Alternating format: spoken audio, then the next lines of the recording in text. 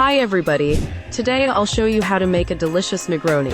Follow these step-by-step instructions to make this Italian classic cocktail like a pro. Gather the necessary tools. You'll need a mixing glass or a cocktail shaker, a stirring spoon, measuring tool, and a glass to serve the drink in. 2. Chill the glass. If you like your Negroni cold, chill the glass by placing it in the freezer for a few minutes or filling it with ice water while you prepare the drink. 3.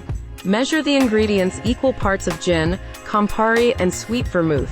For a standard Negroni, it's usually 1 ounce, or 30 milliliters of each. 4. Add the measured gin, Campari, and Sweet Vermouth into your mixing glass or cocktail shaker filled with ice cubes. Stir the mixture well with a spoon if you're using a mixing glass.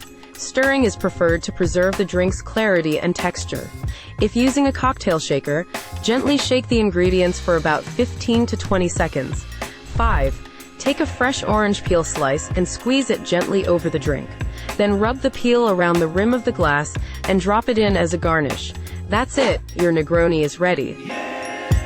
I hope you enjoyed this video. Please like, subscribe, and I'll see you in the next one.